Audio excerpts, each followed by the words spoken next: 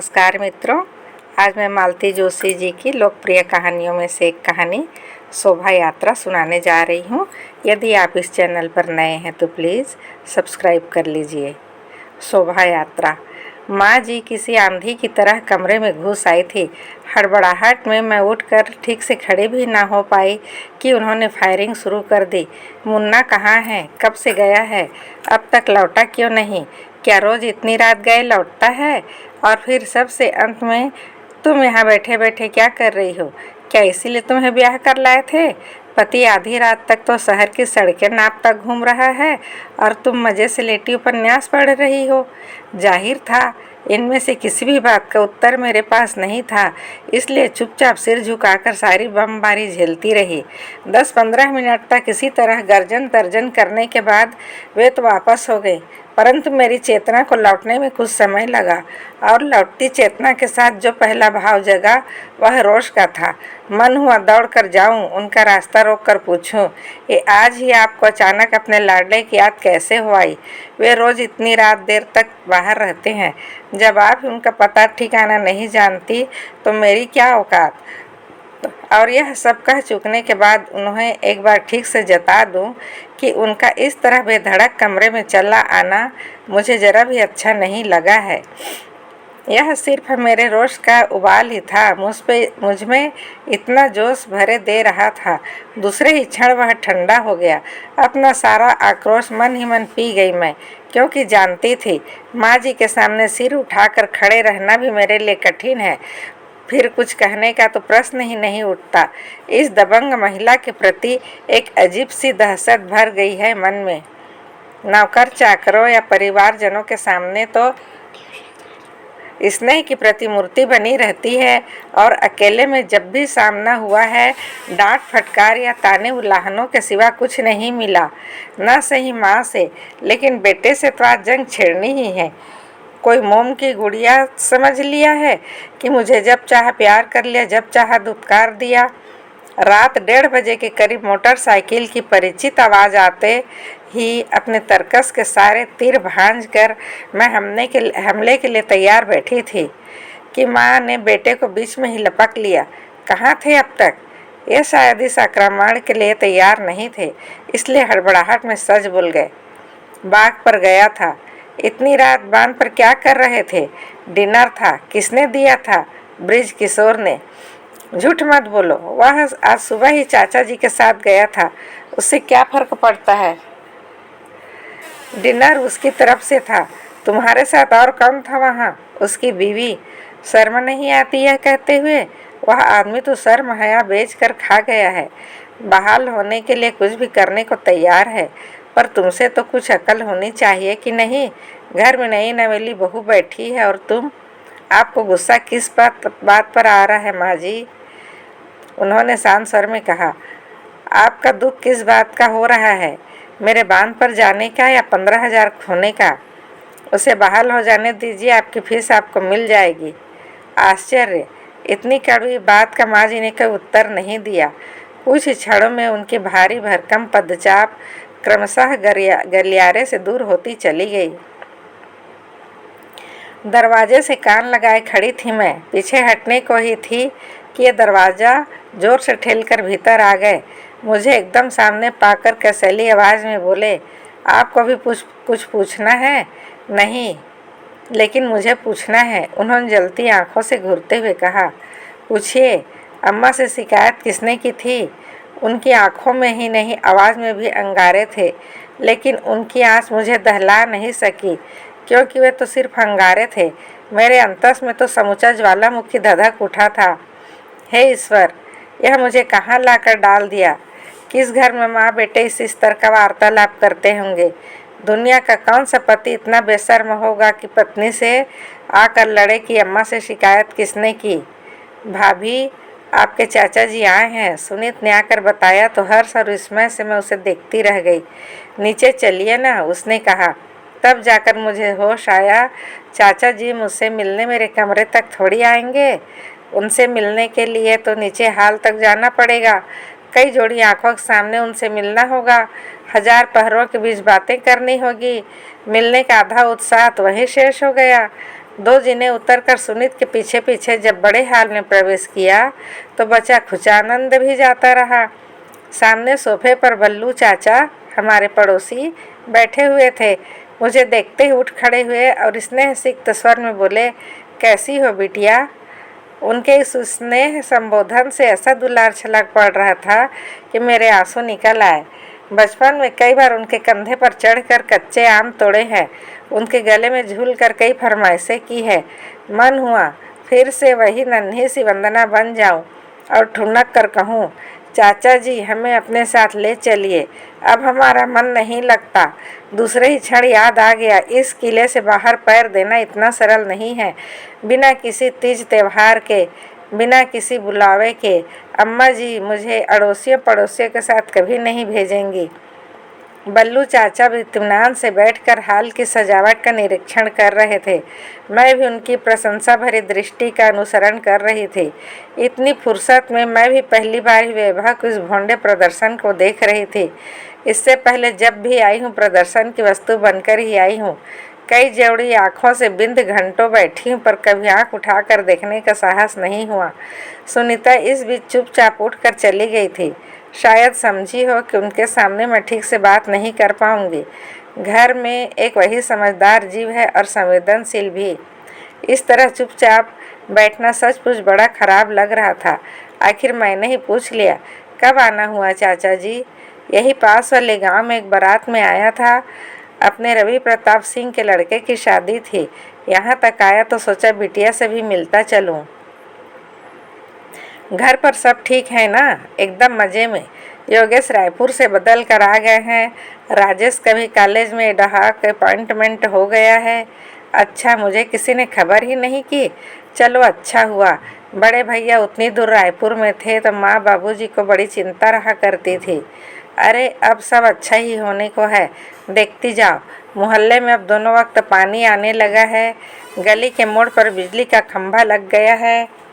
गली तो ऐसी चकाचक रहती है कि बस खुद नगर पालिका वाले आकर देख जाते हैं। जानते हैं ना, मिनिस्टर साहब के समधी हैं। किसी दिन मंत्री महोदय की निगाह पड़ गई तो सब के सब धर लिए जाएंगे, इसीलिए चौकन्ने रहते हैं। खुद कलेक्टर ने 2-3 बार फ़ोन करके पूछा कि कोई तकलीफ तो नहीं।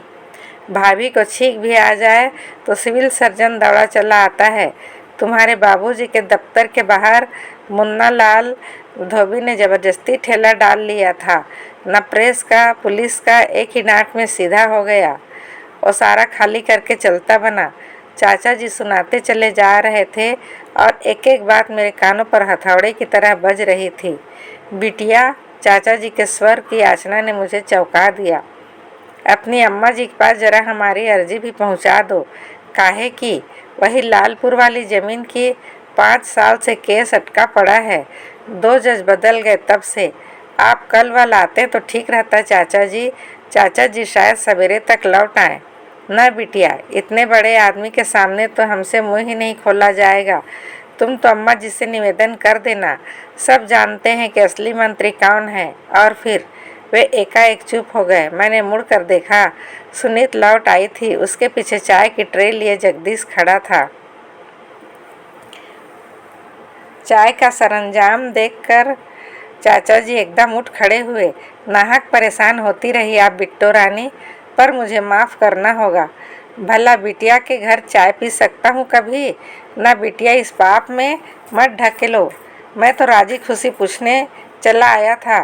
बहन जी के दर्शन नहीं हो पाए। उनके चरणों में हमारा प्रणाम निवेदन कर देना। चलूँगा मैं अब। और हम दोनों के हाथ में 11-11 रुपए थमाकर चाचा चले गए। बल्लू चाचा की छोटी सी मुलाकात ने मुझे एकदम पत्थर बना दिया। पिछले 4 दिन और 4 रातें मैंने बड़े वहापोह में बिताई थी। बार बार घर लौट जाने की योजनाएं बना रही थी पर एक भी गले से नहीं उतर सकी थी। बल्लू चाचा ने तो सारे सोच विचार पर ही पूर्ण विराम लगा दिया था। बड़े भैया 5 साल से ट्रांसफ़र के लिए परेशान थे। पलक झपकते उनका काम हो गया। छोटे एमएससी के रिजल्ट के बाद एक दिन खाली नहीं बैठा, बैठे बिठाए नौकरी मिल गई, गली में बिजली लग गई है, रोज़ सफाई होने लगी है, मिनिस्टर के समधी होने का इतना फल तुरंत मिलता है। लगता है संसार के सारे व्रतों में यही व्रत श्रेष्ठ है। तभी न पूरा परिवार इस रिश्ते के लिए इतना उत्सुक था। मुझे तो सगाई के बाद पता चला कि श्रीमान जी बीए भी नहीं है। इतना रोई थी मैं उस दिन।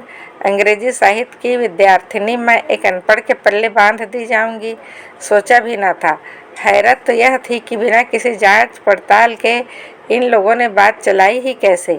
लेकिन अर्चना ने ही मुझे बतलाया कि जानबूझकर मक्खी निगली जा रही है। सुनकर आपे से बाहर हो गई थी मैं। माँ को जाने कितना उल्टा सीधा सुना डाला था। माँ लेकिन जरा भी नाराज नहीं हुई, उल्टे प्रेम से समझाने लगी, बेटे पढ़ाई में क्या रखा है, आजकल बीए एमए मारे मारे फिरते हैं, कोई बाबूगिरी के लिए भी नहीं पूछता। यह तो तेरी किस्मत है कि इतनी ऊंची जगह तेरा रिश्ता लग गया। हम तो अपना सब कुछ बेच कर भी ऐसा घर नहीं ढूंढ पाते। लाखों की जायदाद है, कोठी है, कार है, नौकर है, चाकर है, मिनिस्ट्री किसान है सो अलग, पर मिनिस्टर तो इनके चाचा है ना। तो क्या हुआ, सब कुछ इन्हीं लोगों का तो है। इनके कोई बाल बच्चा थोड़े है। बीवी भी कहते पागल थी सो छोड़ रखी है। मन को कहीं से भी माँ के तर्क बांध ना पाए थे। फिर भी मैंने परिस्थितियों से समझौता किया। एक हिंदुस्तानी लड़की और भी क्या कर सकती है। शादी बहुत धूमधाम से संपन्न हुई। गाजे बाजे के साथ आई बारात में नेता थे, मंत्री थे, अफसर थे, लखपति थे। इस भव्य बारात का स्वागत सत्कार हम लोगों के बस का नहीं था, पर शहर का पूरा सरकारी अमला सहायता के लिए दौड़ पड़ा था। मेरा विवाह एक पारिवारिक आयोजन न होकर सरकारी समारोह बन गया था। दूल्हे के रंग रूप के लिए सखियां मुझे बधाई दे रही थी और मैं खुश होने का प्रयास कर रही थी, लेकिन दोस्तों की जमात देखकर शिव जी की बारात याद आ गई। उनके भोंडे मजाक, भद्दे हाव भाव, निर्लज हंसी देखकर सुनकर मन खट्टा हो गया। जो व्यक्ति दिन रात इन लोगों के साथ उठता बैठता है, उसका अपना मानसिक स्तर कैसा होगा, इसकी कल्पना की जा सकती है। संस्कार शून्य व्यक्ति के साथ कोई भावुक मन कैसे जुड़ा रह सकता है। मेरा सोचा हुआ जरा भी गलत नहीं था। इसका पता पहली भेंट में ही चल गया। पत्नी संबंधी अपनी मान्यताओं को और पत्नी की सीमाओं को उन्होंने पहले दिन ही स्पष्ट कर दिया। यह एक कठोर सत्य था, फिर भी मुझे इस कथ्य से इतनी शिकायत नहीं है। पर जिस भाषा में वह कहा गया, वह संभ्रांत परिवारों की भाषा में नहीं थी। विवाह के प्रति मन में कोई उत्साह नहीं रह गया था। फिर भी मेरा मन संस्कारी मन ने भाग्य के निर्णय को सिर माथे पर लिया। बड़े यत्न से मन में एक मंदिर बनाया था, परंतु प्राण प्रतिष्ठा होने से पहले ही प्रतिमा खंडित हो गई। कई बार सोचती हूँ, कोई 10 मिनट बात भी कर लेती इस आदमी की औकात समझ में आ जाती है। फिर बड़े भैया तो कई बार आकर मिल गए थे, बाबूजी भी एक बार आए थे। उस समय मंत्री जी के यहाँ संबंध करने की तालीम में वे लोग क्या अपना विवेक छोड़ आए थे। उन्हें भान न रहा अपने स्वार्थ के लिए वो अपनी बेटी का गला घोंट रहे हैं। छोटी दीदी सुबह से परेशान थी, 2-4 बार ऊपर भैया के लिए पूछ गई थी। उनकी व्यग्रता देखकर बड़ा आश्चर्य हो रहा था, क्योंकि भाई बहन में जैसा प्यार था मैं जानती थी। फिर सुनीत ने बताया, दरअसल दीदी भैया के लिए नहीं, उनके जीजा जी के लिए परेशान है। दोनों सुबह से ही निकल गए हैं। यह सुनकर तो और भी विस्मय हुआ। साले बहनों के स्नेह संबंध सर्वविदित थे। दोनों भरसक एक दूसरे के सामने नहीं पड़ते थे। जब भी सामना होता झड़प होकर ही रहती। मुझे जीजा जी पर तरस भी आता और गुस्सा भी। क्यों यह व्यक्ति इतना लांछना और अपमान सहकर ससुराल में पड़ा हुआ है। सुना था वे एलएलबी भी कर रहे हैं। मैंने कभी उन्हें कॉलेज जाते नहीं देखा। दिन रात उनके कमरे में ताश की बाजी जमी रहती, यार दोस्तों का हुजूम लगा रहता, और दीदी दौड़ दौड़ कर सबके लिए चाय नाश्ता बनाती रहती। भाई बहन दोनों के मन में वैमनस्य की जो गांठ थी, उसके मूल में जीजा जी ही थे। इसलिए मुझे आश्चर्य हो रहा था। मैंने पूछा, सुनीत आज यह घट कैसे घट गया? क्या तुम्हारे भैया और जीजा जी साथ साथ कैसे हैं? भैया जीजा जी का हिसाब चुकाने गए हैं, मतलब? मेरे प्रश्न के उत्तर में सुनीत ने जो बताया वह सचमुच अद्भुत था। हुआ यूँ कि जीजा जी कल अपने कुछ दोस्तों के साथ एक होटल में बैठे हुए थे। खा पीकर जैसे ही उठने के हुए, बैरे ने बिल लाकर सामने रख दिया। बस फिर क्या था, जीजा जी ने आव देखा न ताव कस कर उसे एक थप्पड़ जड़ दिया।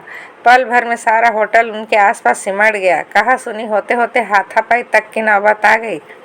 जीजा जी तो जैसे तैसे बच निकले, पर उनके दो साथियों को मरहम पट्टी करवाने अस्पताल जाना पड़ा।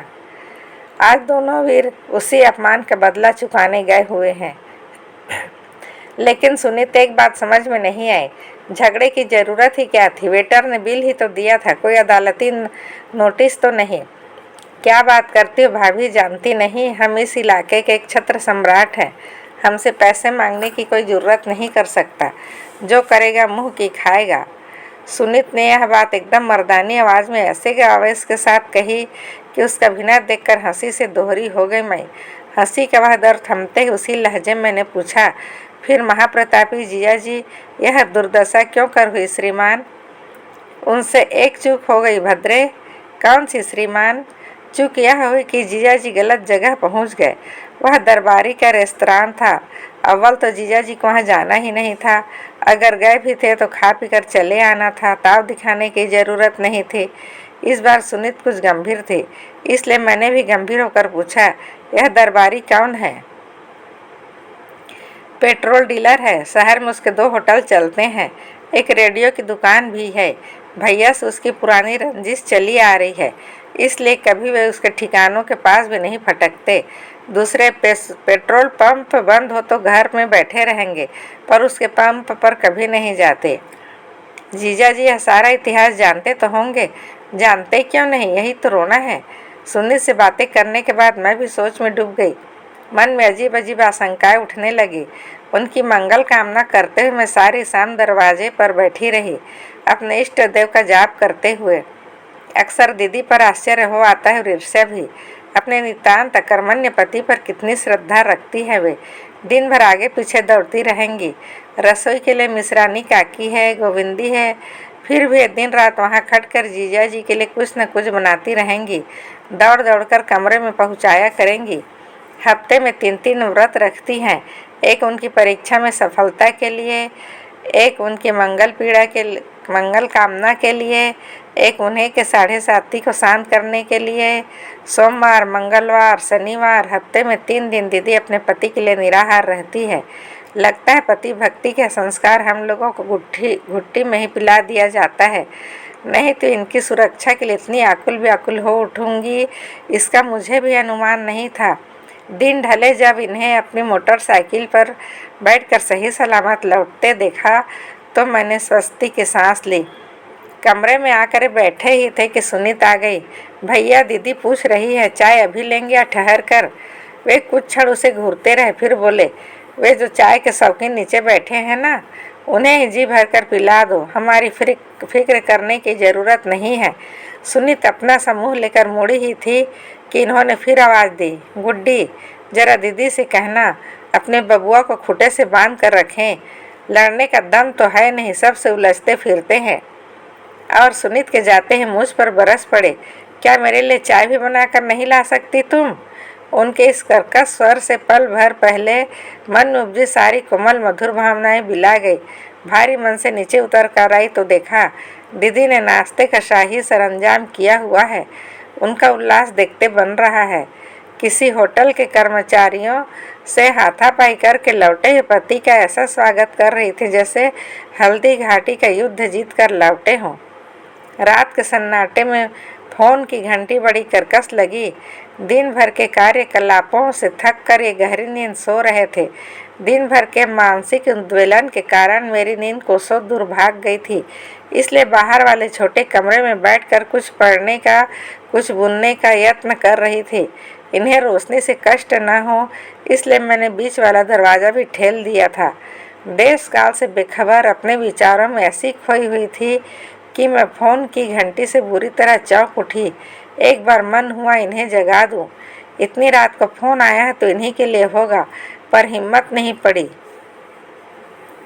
एक तो शाम से ही मुँह उखड़ा हुआ था, उस पर सोते समय एक पैक चढ़ाकर सोए थे। ऐसे में नींद में व्यवधान डालना मुसीबत बुलाना ही था। हेलो, मैंने रिसीवर उठाते हुए हवले से कहा। कौन भाभी जी बोल रही हैं? नमस्कारम भाभूजी। मैं चुप। अरे भाभी जी, हमसे ना बनिए, हम आपको पहचान गए हैं। इतनी महीन आवाज़ उस घर में किसी की नहीं है, सब के सब फटे हैं। काम क्या है बताइए, मैंने यथाशक्ति कठोर स्वर में कहा। आपके छैला बाबू क्या कर रहे हैं? सो रहे हैं। जग जाए तो हमारा एक संदेशा उन तक पहुंचा दीजिएगा। कहिएगा कि 2-4 गुंडे हमने भी पाल रखे हैं, एक ठो पिस्तौल भी हमारे पास है। तड़प कर मैंने रिसीवर नीचे रख दिया, पर उसके बाद भी वह धमकी भरा स्वर कानों में गूंजता रहा। एक बार फिर इन्हें जगाने का मन हुआ, पर जब्त कर गई। क्या अभी उठकर चल दें? दिन भर इतना तनाव झेला था, मैंने अब हिम्मत नहीं थी। अगले 2-4 दिनों में ही सब कुछ सामान्य हो गया। फ़ोन की बात मेरे दिमाग से एकदम उतर गई थी। एक दोपहर को फिर वह फ़ोन घनघनाया। दिन में तो इनका घर पर रहने का सवाल ही नहीं उठता था, मुझे ही उठना पड़ा। हेलो, मैंने कहा। नमस्कारम भाभी जी, आराम में खलल डाल रहा हूँ, माफ़ करेंगी, पर मेरी अर्जी के बारे में पूछना था। साहब बहादुर तक पहुँची कि नहीं? मैंने तिलमिलाकर फ़ोन रख दिया, पर उसके बावजूद उसकी हंसी देर तक कानों में टकराती रही। फिर तो जैसे क्रम ही बन गया था, हर 2-4 दिन बाद वही रिंग करता। ये अक्सर घर पर नहीं होते, या क्या पता जानबूझकर ऐसा समय चुना जाता हो। उसकी आवाज़ सुनते ही मैं फ़ोन रख देती, पर सलामी के तौर पर कहा गया विशिष्ट अंदाज वाला नमस्कारम और उनका अनुसरण करते हुए फार्मूला फिल्मों के सी खलनायकी हंसी, इतना तो सुनना ही पड़ता। अजीब परेशानी में घिर गई थी मैं। फ़ोन की घंटी सुनते ही मन काँप उठता था। 1-2 बार तो टाल भी गई थी, पर दुर्भाग्य से इन्हीं का फ़ोन निकला। कमरे से अपनी अनुपस्थिति की सफाई देते देते मुझे पसीना छूट गया। आखिर एक दिन जब मेरी सहनशक्ति ने जवाब दिया तो मैंने इनसे सब कह डाला। गंभीर होकर एक कुछ देर तक सोचते रहे, फिर बोले, इसका भी इलाज हो जाएगा, डोंट वरी। उनके इस आश्वासन से मेरा डर घटा नहीं बल्कि और भी बढ़ गया। जिस दिन भी ये रात देर तक बाहर रहते, मन में नाना शंकाएं उठने लगता इससे तो फ़ोन वाला चक्कर ही ठीक था, कम से कम निरापद तो था। उस निर्जीव उपकरण की शिकायत करके मैंने क्या पाया?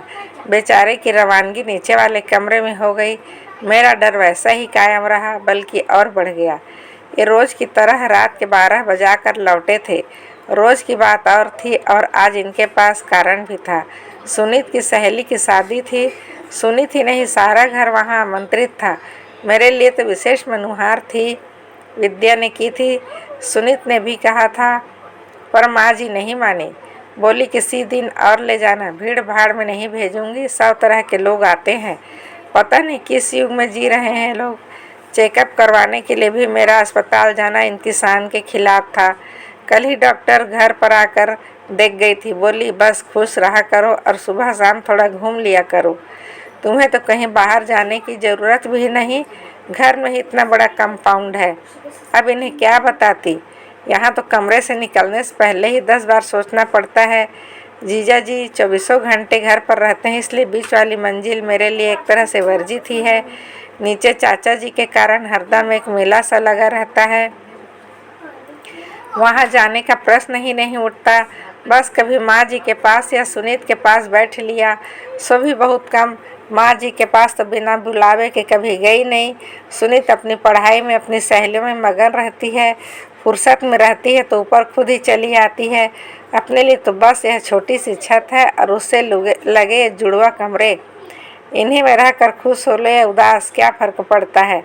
ये लौटे तो सीधे भीतर चले गए। मेरे मन में कई प्रश्न फुदक रहे थे। शादी कैसी हुई, दूल्हा कैसा है, बारात में कितने लोग हैं, डिनर कैसा रहा, दहेज में क्या क्या दे रखे हैं, पर इनका मूड देखकर चुप लगा गई। नाइट सूट निकाल कर पलंग पर रख दिया और प्रतीक्षा करती रही। तभी दरवाजे पर दस्तक हुई। कौन होगा इस समय? सुनीत तो नहीं? शायद भाई के साथ लौट आई हो, कोई ज़रूरी बात कहनी हो। शायद दीदी हो, रिम्मी को उस दिन जैसा फिट ना आ गया हो कहीं, या माँ जी। उनके लिए तो समय की कोई पाबंदी ही नहीं है। मैंने बाथरूम के बंद दरवाजे की ओर एक बार देखा और बाहर आकर दरवाज़ा खोल दिया। गलियारे में एक दीर्घकाय सुदर्शन युवक खड़ा था। नमस्कारम भाभी जी। मुझे लगा मैं जहाँ खड़ी हूँ वहीं जमीन एकदम भुरभुरी हो गई है। श्रीमान जी कहाँ हैं? मेरे मुंह से आवाज़ नहीं निकली। मेरी गैर हाजिर में मेरे घर पर जौहर दिखा कर आए हैं। उनसे कहिए हिम्मत हो तो सामने आकर बात करें। मैं खुद चलकर उनकी मांद में आया हूँ। उनकी तरह दुम दबाकर भागने वाला नहीं। उसकी आंखों में से ऐसी लपटें निकल रही थी कि मैं मंत्र किलित सी वहीं खड़ी रह गई। एकटक उसे देखते हुए लगा मेरी पलकें झपकते ही आदमी झपट्टा मारकर मुझे दबोच लेगा। तभी बाथरूम का दरवाज़ा खुलने की आवाज़ आई। साहस कर मैंने पीछे मुड़कर देखा। ये बीच वाले दरवाजे में आ खड़े हुए थे। मैं कुछ कहने को ही थी कि इनका हाथ उठा। एक धाए की आवाज़ हुई और वह लंबा चौड़ा व्यक्ति मेरे देखते देखते धराशायी हो गया। पल भर को जैसे सारा संसार चक्र सहम कर थम गया था। फिर एकदम मेरी संज्ञा लौट आई। अपनी संपूर्ण भयावहता के साथ मेरे सामने खड़ी थी। माँ जी, मैं जोर से चीखी और फिर उनके नाम की गुहार लगाती हुई 150 सीढ़ियाँ एक सांस में उतर गई। दरवाज़ा खुलवाने की ज़रूरत नहीं पड़ी। शायद उन्होंने मेरी आवाज़ सुन ली थी। क्या बात है? उन्होंने कड़क कर पूछा। माँ जी, खून वहाँ ऊपर। हांफने के कारण मुझे ठीक से बोला भी नहीं जा रहा था। पेट पकड़कर मैं वहीं ज़मीन पर धम्म से बैठ गई। एक मरोड़ थी जो नीचे से उठकर सारे शरीर को व्याप गई थी। उस प्राणांतक पीड़ा को होठों में पी लेने के प्रयास में सारा घर मेरे सामने घूम गया था। एक अंधेरा था जो प्रति क्षण मुझे लीलने बढ़ रहा था। उन डूबते क्षणों में भी मैंने स्पष्ट देखा कि कमरे के अंधेरे से चाचा जी की आकृति उभरी थी। अपनी सुदीर्घ देह यष्टि पर केवल तहमद लपेटे हुए माँ जी के पीछे आकर खड़े हो गए थे। आसन्न मूर्छा की अवस्था में भी मैंने आधी रात को माँ जी के कमरे में उनकी उपस्थिति को लक्ष्य किया और आश्चर्य में डूब गई। पता नहीं कितनी देर बाद मुझे होश आया। जागने पर अपने आप को नितांत अपरिचित चेहरों से घिरा पाया। केवल एक ही आकृति जानी पहचानी सी लग रही थी। वे शायद माँ जी थीं। माँ जी, खून। मैं चीखी पर आवाज़ गले में फंस कर रह गई। क्या कह रही है? कोई फुसफुसाया। ज़्यादा ब्लीडिंग हो गई है ना? घबरा गई है? नहीं वो बात। चुप रहो। उस निम बेहोशी की अवस्था में भी मैंने उस आवाज़ की कड़क को महसूस किया। अगले ही क्षण उस आवाज़ में मिश्री घुल गई थी। देखो, तुम सीढ़ियों पर से गिर गई थी ना? तुम्हारे सिर में चोट आई है। सख्त आराम की ज़रूरत है। लेटी रहो। नहीं, मैंने फिर प्रतिवाद करना चाहा पर आवाज़ ही नहीं निकली। एक पीड़ा कंधर था जब पूरे शरीर में चक्कर काट रहा था। उसे झेलने के प्रयास में फिर मेरी संज्ञा धीरे धीरे लुप्त होती चली गई। 3-4 दिन तक मैं इसी अर्ध जागृत अवस्था में लेटी रही। बार बार कोई आकर कानों में मंत्र सा फूंक जाता। तुम्हें आराम की ज़रूरत है। तुम सीढ़ियों से गिर गई थी। तुम्हें बहुत चोट आई है। मन इस बात की गवाही नहीं देता था पर प्रतिवाद करने की शक्ति भी नहीं रही थी। चुपचाप पड़ी रहती थी। 5वें दिन उस अपरिचित माहौल में एक युगांतर से परिचित चेहरा नजर आया। माँ। अपनी सारी शक्ति लगाकर मैं चीखी और उनसे लिपट गई। पता नहीं कितने दिनों से संचित आंसू बांध तोड़कर बह निकले। माँ, बाबूजी अस्पताल में ही 2-3 दिन रहे। वहीं से मैं विदा हुई। गाड़ी जैसे ही चलने को हुई, माँ जी एकदम माँ के पास आई और बोली, देखिए, इसे ज़बरदस्त शौक लगा है। एक तो गिरने का, दूसरा बच्चा भी नहीं रहा। इसलिए इस प्रसंग को घर में नहीं चलाएं तो अच्छा है और लोगों को भी मना कर दें। यह पहला अवसर था जब किसी ने मेरे अजात शिशु के दुख अवसान की चर्चा पर मेरे सामने इतना खुलकर की थी। वह भी इस हिदायत के साथ कि मेरे सामने यह चर्चा न चलाई जाए। माँ ने घबरा कर कनखियों से मेरी ओर देखा पर मैं शांत भाव से सुनीत से बात करती रही। मन का आकाश क्षण भर के लिए अवसाद से घिर भी गया था, लेकिन मैंने किसी को इसका संकेत नहीं दिया। एक नन्हा सा खिलौना हाथ आने से पहले ही गिर कर टूट गया। इस दुर्घटना को मैंने भाग्य का लेख मानकर स्थिति प्रज्ञता से स्वीकार कर लिया। मेरे दुख की जड़ें इससे बहुत गहरी थी पर देखने वाले जो समझ रहे थे उनके लिए वही सत्य था। माँ की आग बचाकर कई बार दीदी मेरे पास आकर बैठ जाती। मेरा सिर अपनी गोद में रखकर समझाने लगती, बेटे, दाता जो देता है वे सभी फल अपने ही थोड़े होते हैं। जो अपनी झोली में बच जाए बस उन्हीं पर अपना हक होता है। मुझे देख कच्चे पक्के कुल मिलाकर दादी बेचारी अपनी लेखा जोखा पूरा भी नहीं कर पाती और माँ को भनक पड़ जाती। दौड़ी दौड़ी आती और कोई दूसरा प्रसंग छेड़कर दादी की कांपती मरियल आवाज़ को वहीं दबा देती। मुझे इतनी हंसी आती। दोनों अपनी ममता की मारी हैं बेचारी, अपने अपने ढंग से मेरा दुख हल्का करना चाहती हैं। और वे ही क्यों, पूरा घर मेरे इर्द गिर्द घूम रहा था। भाभियाँ बिछी जाती थी, एक एक शब्द झेलती थी। बहनें दिन भर तीमारदारी में लगी रहती। भाई लोग फल फूल और दवाइयों से कमरा भर देते। अपने काम से जरा सी फुर्सत पाते ही बाबूजी मेरे पास आ बैठते, दुनिया जहान की बातें करके मेरा मन बहलाते। ठीक होने में मुझे पूरे 2 महीने लग गए। फुर्सत में आदमी बहुत गहरे तक देख लेता है। मैंने भी लक्ष्य किया। बल्लू चाचा गलत नहीं कहते थे, घर का नक्शा सचमुच बदल गया है। बाबूजी वैसे भी अच्छी हैसियत वाले व्यक्ति थे, पर मेरी शादी के बाद उनकी प्रतिष्ठा में आश्चर्यजनक वृद्धि हुई थी। बिस्तर पर पड़े पड़े मैंने एक बात और महसूस की। सारे सास संभाल और लाड दुलार के बावजूद सबके मन में मुझे लेकर एक बेचैनी सी व्याप्त थी। 2 महीने मैं बिस्तर में लगी रही, पर मुझे देखने घर से कोई नहीं आया। सुनी थी 2-4 उखड़ी उखड़ी चिट्ठियाँ आई थी, पर जिनके पत्र की प्रतीक्षा थी वह नहीं आई। जब तक बीमार रही तब तक तो चलता रहा, पर ठीक होने के बाद सचमुच समस्या गंभीर हो गई।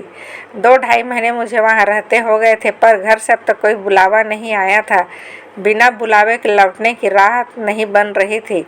जाने के लिए मैं बहुत उत्सुक नहीं थी, पर सबकी आंखों में झलकता संशय सोचने के लिए मजबूर कर देता था। फिर धीरे धीरे मैंने घर की रूटीन में अपने आप को ढालना शुरू कर दिया। सुबह शाम भाभी के साथ चौके में थोड़ा काम करा दिया, दोपहर में माँ के ब्लाउज में बटन टाक दिए, दादी को रामायण सुना दी, शाम को बाबूजी को चाय नाश्ता करा दिया, रात प्रमोद विनोद का होमवर्क करवा दिया, रोली को कहानी सुना दी। दिल निरानंद ही सही बीत चले थे। सुबह की चाय अपने पूरे तामझाम के साथ चल रही थी। 24 घंटों में यही समय होता था जब घर के सब लोग एक साथ बैठ चाय पीते थे। इस लंबी चौड़ी डाइनिंग टेबल सुबह को ठसाठस भरी होती थी। बच्चों के लिए अलग से स्टूल आदि का इंतजाम करना पड़ता। सबके साथ खा पीकर सब लोग प्रसन्न मन से अपने अपने काम पर निकल जाते। बाबूजी का तो कहना था, सुबह सवेरे अपने बच्चों के साथ आधा घंटा हंस बोल लेता हूँ तो दिन भर मेरी बैटरी चार्ज रहती है। बाबूलाल अखबार ले आए और सब के सब उस पर झपट पड़े। रोज यह धमा चौकड़ी मस्ती थी। अंग्रेजी का अखबार तो सीधे बाबूजी के पास चला जाता था। हिंदी वाले अखबार को लेकर खूब खींचतान होती थी। उसके सारे पेज अलग करके बांट लिए जाते, फिर भी कहीं 2-2 सिर एक साथ घुसे रहते। कहीं कोई इससे आगे से पढ़ता, कोई पीछे से। पत्रिकाएं आती तो अल्पना और भाभी उन्हें सबसे पहले लपक लेती। माँ अक्सर डांट लगाती रहती, इसमें कोई दम नहीं होता। इनकी शक्ल से साफ जाहिर होता है उन्हें यह हड़बंग बहुत प्यारी लग रही है। उनकी खुशहाल गृहस्थी का यह बिगुल था। एक हाथ में चाय का कप थामे सब लोग अपने अपने हिस्से का पेज पढ़ रहे थे। बड़े भैया एकदम बोले, बाबूजी ये पढ़ा आपने? दरबारी लाल हत्याकांड का अभियुक्त राम सजीवन काछी अपने घर में मृत पाया गया और अभी कुछ दिन पहले ही जमानत पर छूटा था। क्या हुआ दीदी? भैया की बात पूरी भी न हो पाई कि अर्चना चिल्लाई। कुछ नहीं रे, छलक गई थी चाय, अभी साफ करके आती हूँ, नहीं तो दाग नहीं छूटेगा, मैंने उठते हुए कहा और चाय से सनी साड़ी की पटलियाँ हाथ में थाम कर बाहर निकल गई। जाते जाते मैंने सुना माँ डांट रही थी, सुबह सवेरे कोई अच्छी खबर नहीं सुना सकते तुम लोग? वही मरने मारने की बातें, जब देखो तब। हमारे अखबार वालों को और कुछ नहीं मिलता। इसी तरह साड़ी पर पानी डाला मैंने और वही पिछले बरामदे की सीढ़ियों पर ही पसर कर बैठ गई।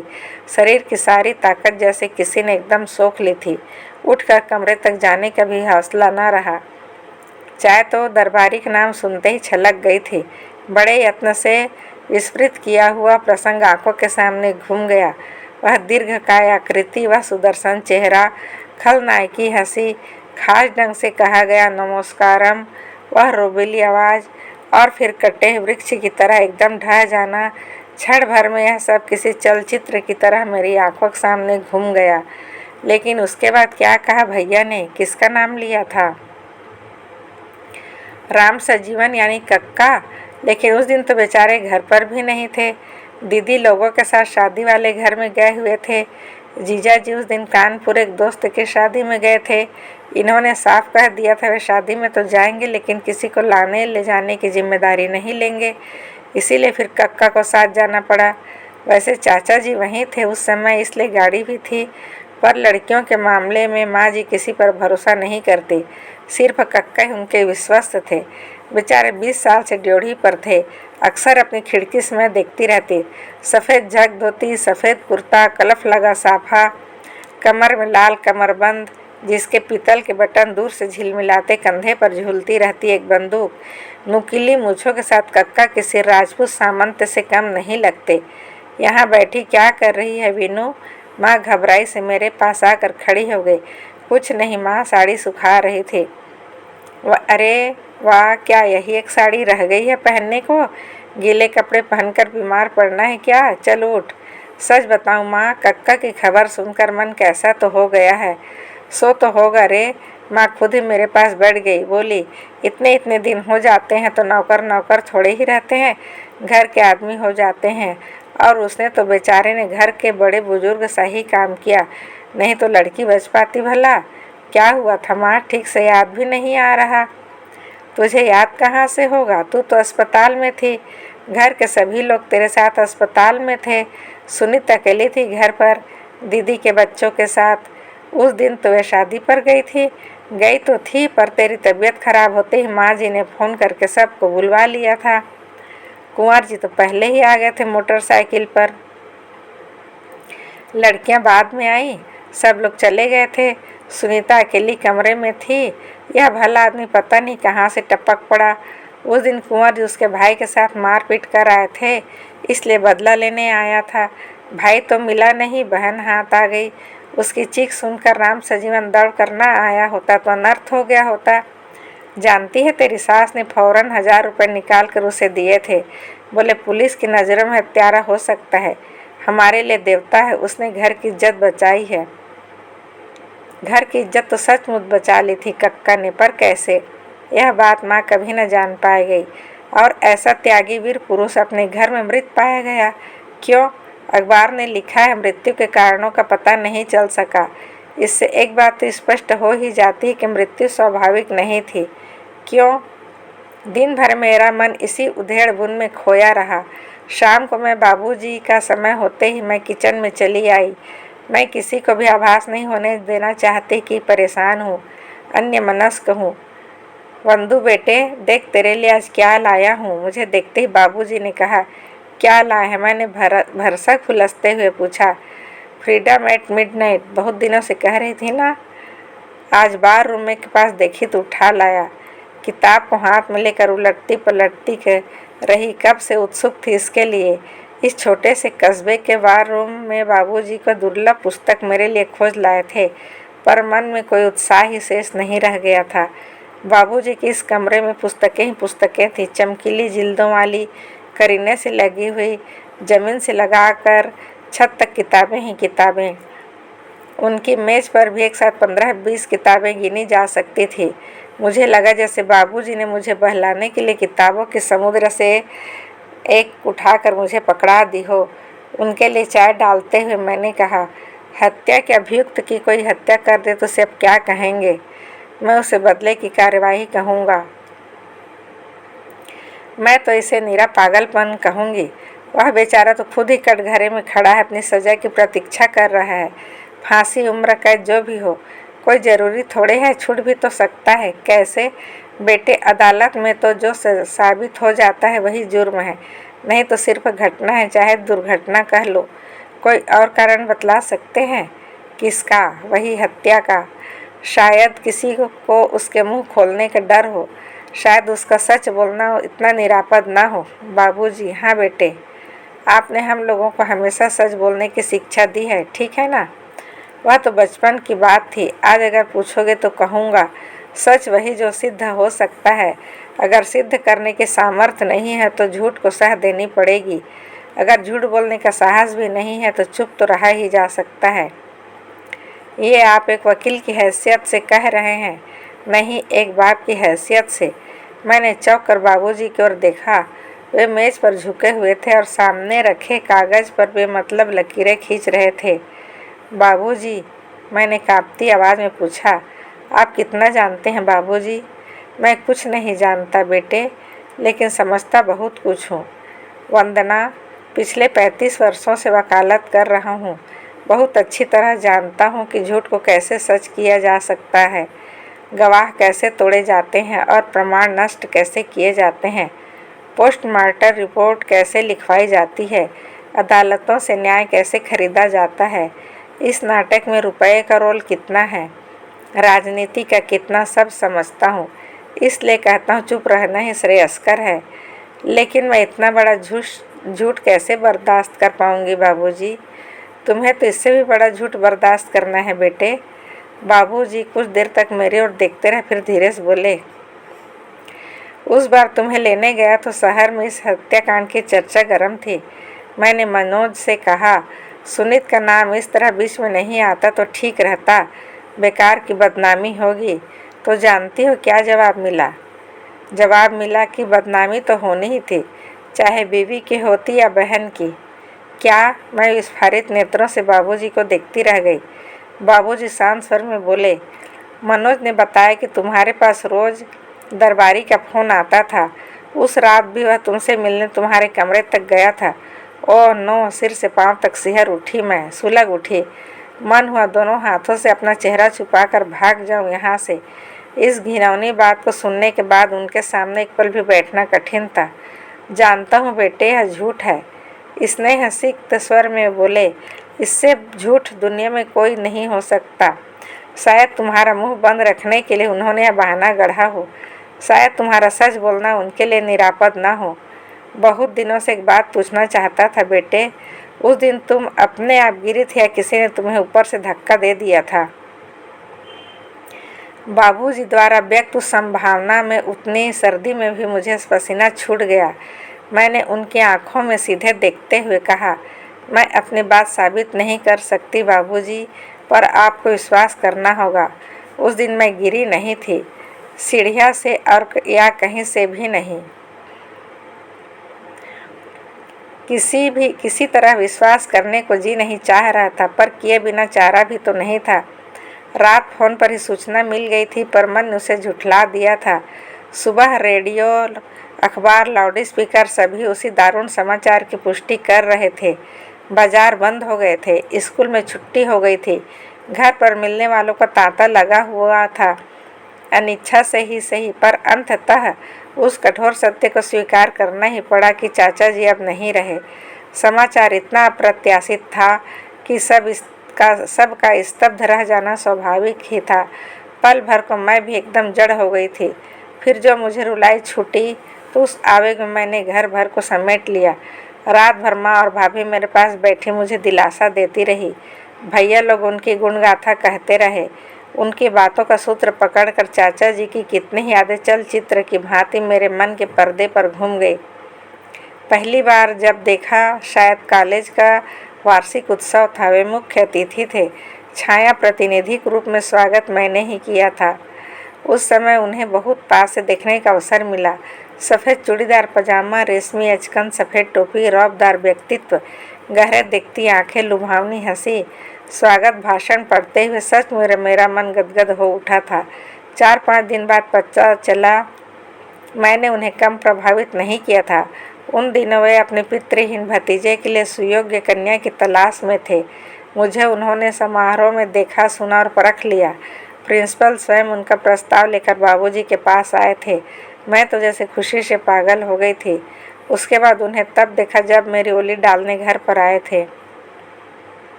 उस समय ठेठ पंडिताऊ वेशभूषा में थे, फिर भी अपने सौम्य और भव्य व्यक्तित्व के कारण सब रिश्तेदारों में अलग लग रहे थे। मेरे विवाह का आयोजन तो बहुत ही भव्य पैमाने पर हुआ था।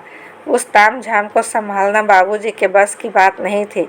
यह तो चाचा जी का सौजन्य था, शालीनता थी, जो सब कुछ ठीक ठाक निभ गया।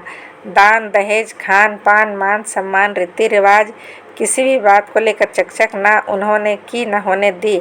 ऐसे समझदार समधी के लिए बाबूजी को सब ने बधाई दी थी। घर पर होते तो उनकी महानता का एक और पहलू नजर आता।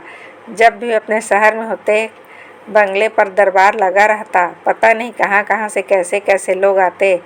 सफ़ेद झक धोती कुर्ता पहने चाचा जयराम कुर्सी पर लेटे रहते और ध्यान से सबका दुख दर्द सुनते। कभी उन्हें उबते खींचते या चीखते नहीं देखा। इससे अलग भी उनका एक रूप था। कई बार उन्हें उड़ते उड़ते कानों में भनक पड़ी थी, पर मैंने कभी विश्वास नहीं किया। पर उस रात अपनी आंखों से प्रत्यक्ष देखा। माँ जी के कमरे के नीम अंधेरे में उभरती उनकी उस आकृति को शायद मैं कभी भूल नहीं पाऊंगी।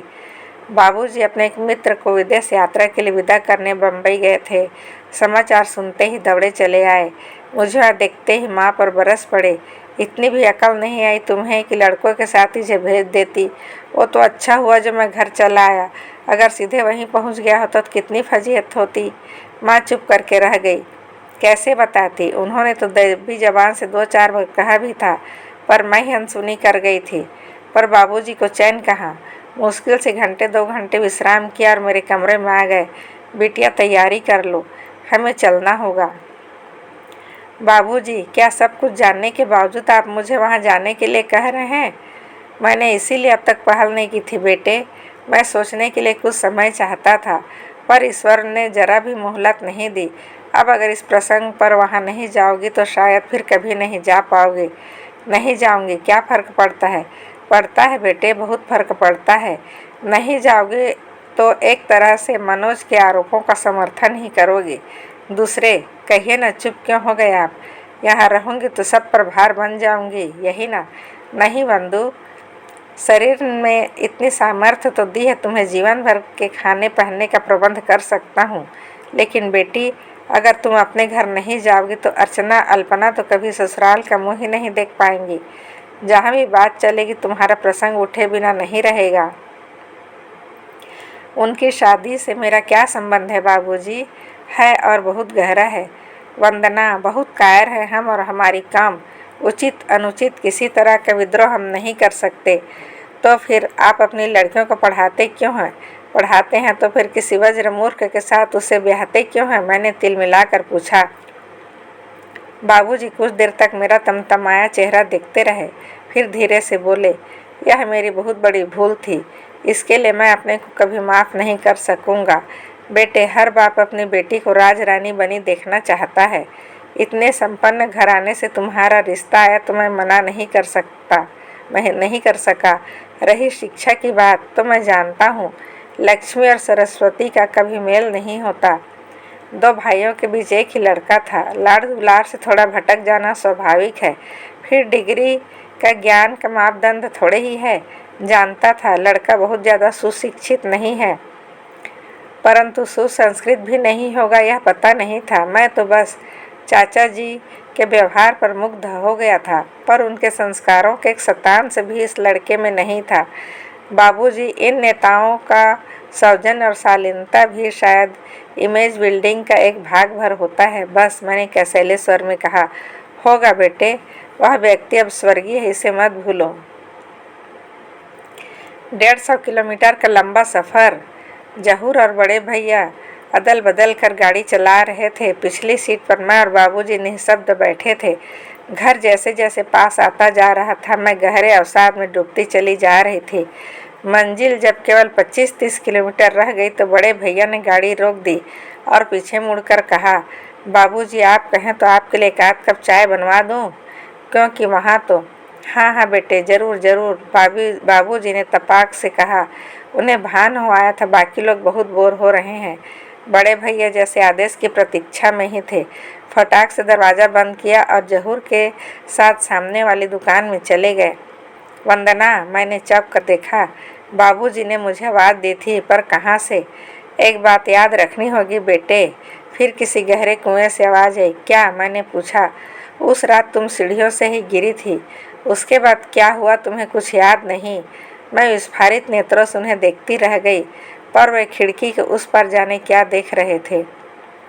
पता नहीं क्यों मैंने सोचा था घर एकदम सुनसान होगा, इस समय वहाँ बाहर वाला कोई न होगा। यही सोचकर बाबूजी ने सुबह चलने का निर्णय लिया था, पर वहाँ वैसी ही भीड़ भाड़ थी क्षण भर को यही लगा कि वहाँ उतने लोगों के बीच चाचा जी ही बैठे हों जैसे, पर वे माँ जी थीं। बरामदे में एक तख्त पर वे विराजमान थी और उन्हें घेर कर जाजम पर पता नहीं कौन कौन बैठे थे। मुझे आगे करके बाबूजी ने जैसे सीढ़ियों पर पैर रखा, वे वहीं से दहाड़ी, वाह पंडित जी, खूब सगुन लेकर आई थी आपकी बिटिया, घर भर को अनाथ कर दिया। और उसके बाद माँ जी ने बुक्का फाड़ कर रोना शुरू किया। उनके साथ और कितनी ही सिसकियाँ जुड़ गई। रुलाई तो मुझे भी आ गई थी, पर वह बाबूजी के लिए थी। आज इतने सारे लोगों के सामने उन्हें अपमानित किया था सिर्फ इसलिए कि वे बेटी के बाप हैं। धीरे धीरे मुझे सहारा देकर भीतर लिवा ले गए। वह सुनीत थी, ठेठ अपने कमरे में लिवा ले गई मुझे। कमरे का निपट एकांत पाते हम दोनों एक दूसरे से लिपट कर खूब रोए। बहुत देर तक बाद शोक का आवेग कुछ थमा तो उसने उठकर मेरा मुंह धुलवाया। पता नहीं कहाँ से अदरक की गरम गरम चाय लाकर मुझे पिलाई। फिर मेरे गले में बाँह डालकर बोली, भाभी तुम नहीं थी तो घर में तनिक भी दिल नहीं लगता था। जैसे सारी रौनक अपने साथ समेट कर ले गई थी तुम।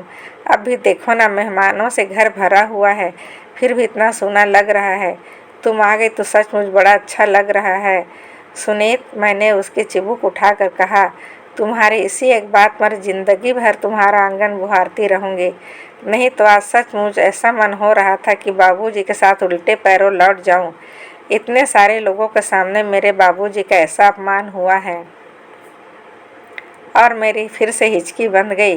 भाभी, सुनीत ने मुझे सहलाते हुए कहा, अम्मा कुछ भी कहती रही पर वे जानती हैं चाचा जी अपनी मौत नहीं मरे। वे क्या, सभी जानते हैं किसी की चिंता उन्हें खा गई।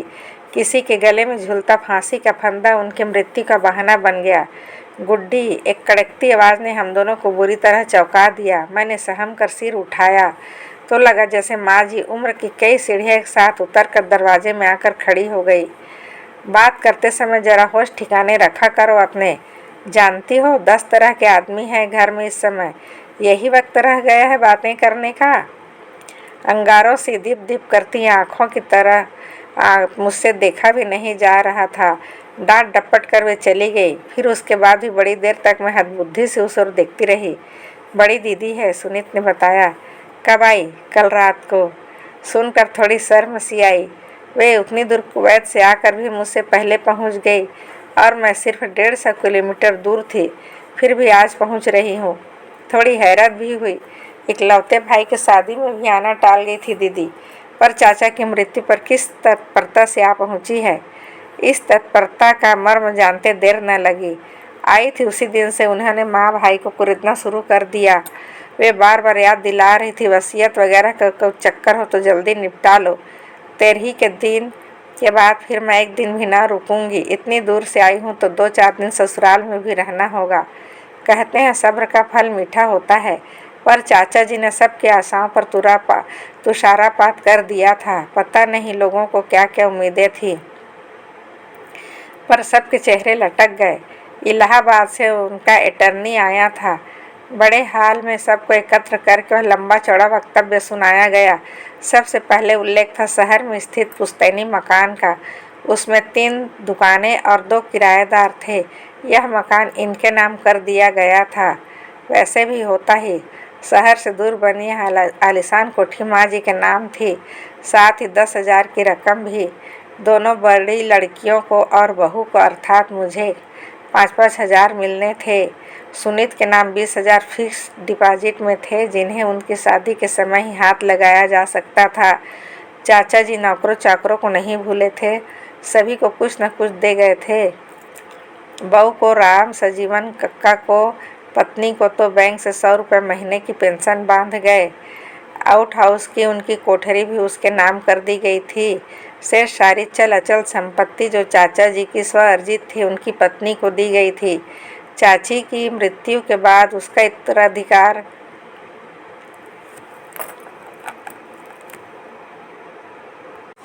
शेष सारी चल अचल संपत्ति जो चाचा जी के नाम थी उनकी पत्नी को दे दी गई। एक अजीब सी माहौल में सब दम साधे सब लोग सुन रहे थे, लेकिन प्रतिक्रिया सबकी भिन्न भिन्न थी। अपने भाग्य का निर्णय सुनते ही दीदी एकदम उठ खड़ी हुई और तमक कर बाहर निकल गई। जीजा जी भी उनके पीछे पीछे खिसक लिए। छोटी दीदी उसी तरह सिर झुकाकर बैठी रही। माँ जी का चेहरा बर्फ की तरह सफ़ेद और सख्त पड़ गया था। उनके चेहरे पर कई रंग आ जा रहे थे। कई बार तो ऐसा तमतमा उठता कि डर होता कहीं कुछ कर न बैठे। अनपढ़ सेवक वर्ग को यह कानूनी भाषा जरा भी पल्ले नहीं पड़ी थी, पर बाद में जब उन्हें बताया गया तो सब लोग स्वर्गवासी मालिक को दुआ देते हुए गई। बहू तो एकदम बुक्का फाड़ कर रो उठी। उसका करुण विलाप सुना नहीं जा रहा था। पता नहीं वह अपने स्वर्गीय स्वामी की सहृदयता के प्रति कृतज्ञता थी या दिवंगत पति के विछोह की पीड़ा। बड़ी दीदी ने बाद में भी तूफान मचाया। बोली, इतना रुपया तो मैं हर महीने नौकरों में बांट देती हूँ।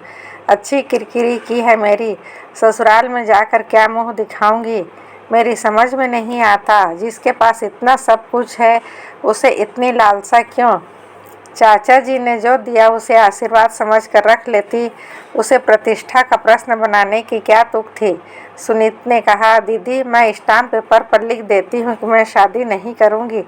मेरे हिस्से की रकम तुम दोनों आधी आधी बांट लेना। माँ जी भी तरह तरह से समझाती रही, पर दीदी को मनाया नहीं जा सका। वे उसी उखड़े मूड में विदा हो गई। उनके जाते ही माँ जी का सारा गुस्सा चाचा जी की ससुराल वालों पर जा पड़ा। बोली, पता नहीं कौन सा मंत्र फूंक दिया था ससुरों ने। जिंदगी भर तो लाला ने उनकी चौखट पर पाँव नहीं दिया और मरते समय सब कुछ उसी भट्ठी में झोंक दिया।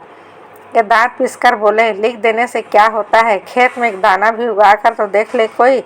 लेकिन सुनीत खुश थी। बोली, अच्छा ही हुआ, कम से कम मरते समय तो चाचा जी अपने अन्याय का परिमार्जन कर गए। जीवन भर पत्नी को अपने अधिकारों से वंचित रखा उन्होंने। पीहर में आश्रितों का सा जीवन बिताने को मजबूर किया। सारे पापों का प्रायश्चित इस मृत्यु पत्र ने कर दिया। सुनीत, उनकी ससुराल से कोई नहीं आया? कम से कम चाची को तो तेरही पर आना चाहिए था। क्यों आती भला? जिनके जीते जी यहाँ नहीं रह सकी, अब उनका खरा खोटा सुनने क्यों आती? वैसे वो ठीक तो है ना? सुना था पागल है। भाभी, अगर तुम्हारा पति तुम्हारी आंखों के सामने रासलीला रचाएगा तो तुम भी पागल हो जाओगी। सुनीत, सुनीत, कभी कभी लगता है कि मैं इस घर की लड़की नहीं हूँ, यही ना? मुझे भी ऐसा ही लगता है भाभी। बचपन में सब मुझे चिढ़ाया करते थे, तुझे नदी किनारे से उठा कर लाए हैं। कभी कहते जामुन वाली से पसेरी भर आटा देकर खरीदा है। काश यही सच होता भाभी, तब इतनी आत्मग्लानि तो न होती। अपनों से ही आंखें मिलाते हुए शर्म तो न आती। किसी एक व्यक्ति के अभाव में घर का सूना हो जाना कितना अटपटा लगता है। 30 पर चाचा जी तो अक्सर बाहर ही रहते थे। महीने में मुश्किल से 2-4 दिन वे घर पर ठहर पाते थे, कभी कभी तो वह भी नहीं। फिर भी उनके जाते ही लगा जैसे घर की छत उड़ गई है और हम लोग निपट चौड़े में आ गए हैं। घर में बदलाव तो फिर बहुत धीरे धीरे आया था। लोगों के चेहरे लेकिन बहुत जल्दी बदलने लगे थे। बरसों जो दुकानदार पैसे की बात नहीं करते थे, अब सामान के साथ नत्थी करके भेजने लगे। जो लोग सामने आंख उठाकर बात नहीं करते थे, वे धड़ल्ले से आकर सोफे पर बैठने लगे। जो सरकारी अधिकारी सुबह शाम माँ जी के दरबार में हाजिरी बजा जाते थे, उनसे मिलने के लिए समय मांगना पड़ता था। जिनके यहाँ से नित्य प्रति भेंट पूजा आती थी, अब उनके यहाँ डोली भेजने की नौबत आ गई। सरकारी गाड़ी का सुख तो मिनिस्ट्री के साथ समाप्त होना ही था। पर वैसे भी उस गाड़ी से घर को कोई सरोकार नहीं था। वह तो चाचा जी के साथ ही आती जाती थी। लेकिन उन दिनों जिले भर की गाड़ियों पर अपना हक था। किसी को अस्पताल जाना हो, सिनेमा देखना हो, स्टेशन पर पहुंचना हो, किसी रम्य स्थान पर पिकनिक मनानी हो, बस फ़ोन करने भर की देर थी। मजाल नहीं था कि कोई मना कर दे। सरकारी जीप उपलब्धि ना हुई, भाई लोग अपनी कार भेज देते थे। अब ले देकर वही एक मोटरसाइकिल रह गई थी। उसमें भी कभी अपने पैसों से पेट्रोल नहीं डलवाया था। पेट्रोल के पैसे देना, होटल का बिल चुकाना और सिनेमा की टिकट खरीदना, ये तीनों बातें इनके आचार संहिता में नहीं आती थी। बदलती परिस्थिति में अपना पुराना रौब-दाब बनाए रखना इनके लिए कठिन हो गया था। इसलिए यथासंभव घर पर ही बने रहते। चले भी जाते तो लौटने तक माँ जी व्यग्र बनी रहती। इनके लड़ने भिड़ने के शौक से परिचित जो थी। घर में एक नौकर था जगदीश, गरीब ब्राह्मण का लड़का था। पिछले चुनाव के समय जब चाचा जी अपने क्षेत्र का दौरा कर रहे थे तो उसके पिता ने 8वीं पास लड़का चाची जी के चरणों में डाल दिया था। सोचा था जिंदगी बन जाएगी। चाचा जी भी उसे पढ़ाने का आश्वासन देकर साथ ले आए। आते ही उन्होंने अपनी अमानत माँ जी के सुपुर्द कर दी और अपनी व्यस्तताओं में उस बात को भूल गए थे। तब से यह लड़का घर का अभिन्न अंग बन गया था। 50-60 रुपए के वेतन पर वह दिन भर काम में जुटा रहता और बचा खुचा खाकर सो रहता। चाचा जी की मृत्यु के एक दो महीने के बाद एकाएक गायब हो गया था। उसके बाद एक दिन ये पास के कस्बे में किसी अधिकारी से मिलने गए। वहाँ देखा अस्थायी कर्मचारी के रूप में जगदीश जी बंगले पर ड्यूटी बजा रहे हैं। शायद उसने ढंग से नमस्ते भी नहीं की थी। घर आकर इन्होंने इतनी गालियाँ निकाली। यह तो होना ही था। सुनीत मुझसे बोली, ब्राह्मण का लड़का था, सरकारी नौकरी का लालच देकर उसे बरसों घर में बांध रखा था। क्या क्या काम नहीं कराया उससे। गाली के सिवाय कभी बात नहीं की। एक बार नौकरी छोड़कर भाग गया था तो चोरी के इल्ज़ाम लगाकर उसे पकड़ मंगवाया था। थाने पर खूब कुटम्मस करवा कर फिर खुद ही जमानत पर छुड़ा लाए थे। तब से असहाय गूंगे पशु की तरह ओसारे में पड़ा रहता था बेचारा। बेबस की हाय कभी खाली नहीं जाती। जगदीश के श्राप जरूर व्यापेंगे इन्हें। पता नहीं किसके श्राप लगे थे, पर उस सार्वभौम सत्ता को सचमुच ग्रहण लग गया था। सत्ता का अधिकार का मत धीरे धीरे उतर रहा था और वह प्रतिक्रिया बहुत कष्टदायक थी। बदली हुई परिस्थिति को सबसे कड़ी मार मुझ पर ही पड़ी थी। शादी को साल भर ही चला था। इतने दिनों तो घर में मेरा अस्तित्व केवल शोकेस में रखी गुड़ियों जैसा ही था। घर के किसी काम में मेरा दखल नहीं था। रसोई की तरफ तो मैंने झांका भी नहीं था। वहाँ 24 घंटे छोटी दीदी छाई रहती थी। अपने लिए एक कप चाय भी बनाकर पीने की मेरी कभी हिम्मत नहीं पड़ी। पर इन दिनों दीदी का मन वहाँ से उचटने लगा था। रसोई घर से उनके लगाव का मुख्य कारण जीजा जी थे।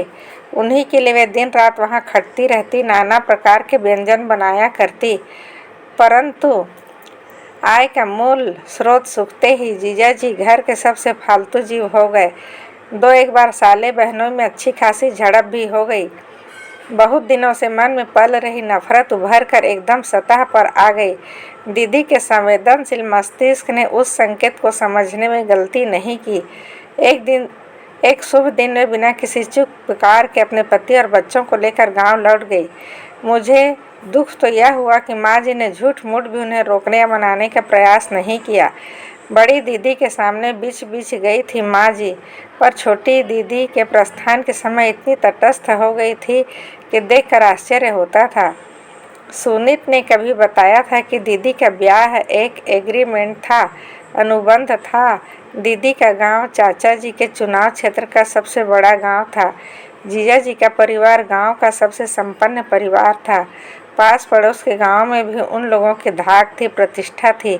उस क्षेत्र में जीतने के लिए इन लोगों का समर्थन बहुत आवश्यक था। चाचा जी के अनुरोध पर उन लोगों ने सहयोग और समर्थन देना तो स्वीकार कर लिया, पर बदले में अपने मिर्गी के मरीज पुत्र के लिए दीदी को मांग लिया। कुशल रणनीतिज्ञ थे चाचा जी। दोस्ती पर संबंधों की मुहर लगाने के लिए उन्होंने यह रिश्ता भी मंजूर कर लिया। आने वाले हर चुनाव में उनकी जीत सुनिश्चित हो गई। दीदी कुछ दिनों तक ससुराल में बनी रही, पर वहाँ उन्हें बड़ी उपेक्षा झेलनी पड़ी। पति अस्वस्थ तो थे ही, आलसी और अकर्मण्य भी थे। उनके प्रति सबका जो भी दृष्टिकोण रहा हो वह बाहर पता नहीं चलता था, पर अंतःपुर में बड़ी खुसुर होती थी। संयुक्त परिवारों में हमेशा यही होता है।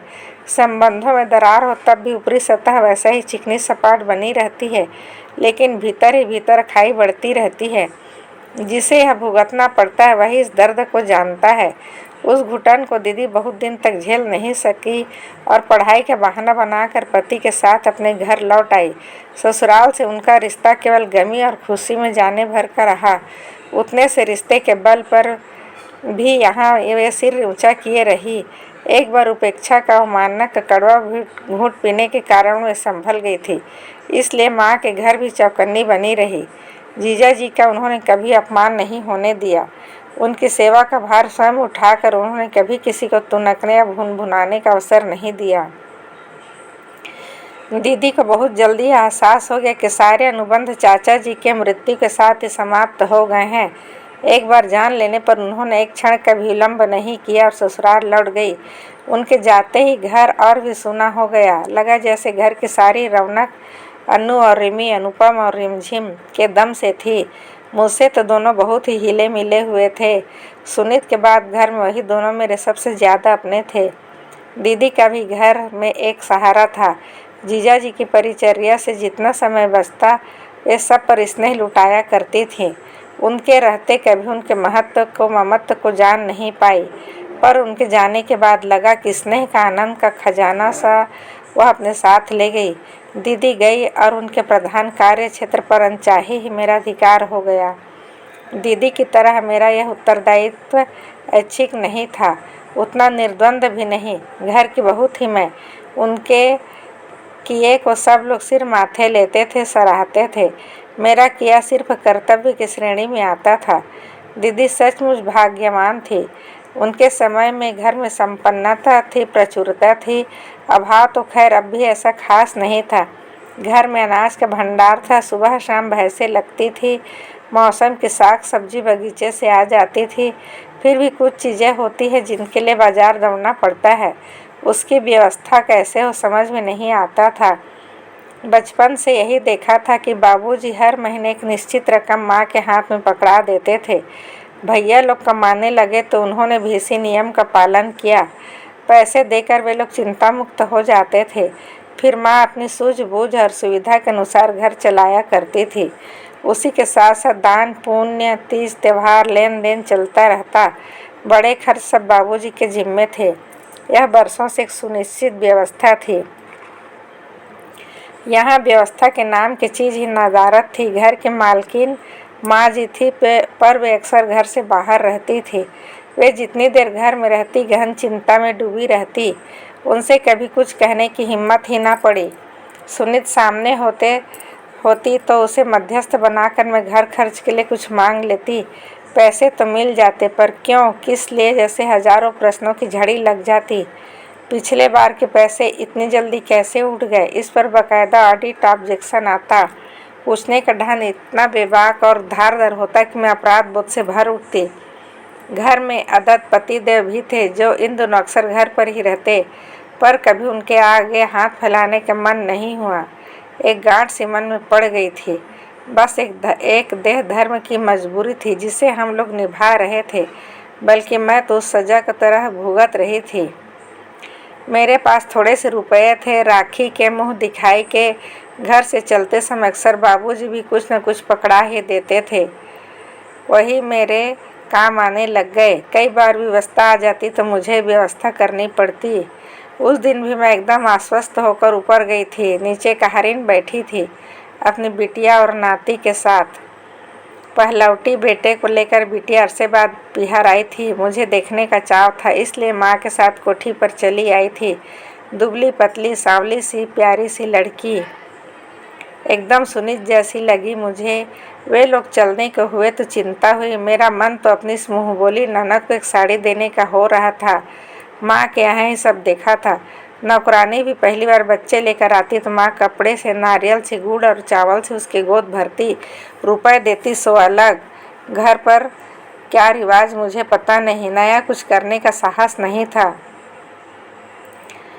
माँ जी घर पर नहीं थी। मैंने सोचा लड़की तो अभी रहेगी, उसके बाद में सोचा जा सकता है, पर बच्चा तो पहली बार आए, उसे खाली हाथ कैसे भेज दूं। उन्हें रुकने के लिए कहकर मैं ऊपर आई। जल्दी से ताला खोलकर पर्स निकाला, चेन खींचकर अंदर हाथ डाला तो धक से रह गई। अंदर मुड़ा तुड़ा 2 का नोट, कुछ सिक्के पड़े थे। बस दोनों हाथों में कसकर पर्स पकड़े हुए मैं कितनी देर पत्थर सी खड़ी रह गई। कोई कारों का खजाना तो था नहीं मेरे पास, एक छोटी सी पूंजी थी जिसमें खुले हाथों खर्च कर रही थी, कहाँ तक साथ देती। बाहर के कमरे में कर्कश स्वर में रेडियो बज रहा था। ये आराम कुर्सी में धंसे उसका आनंद ले रहे थे। बहुत कोफ्त हुई मुझे।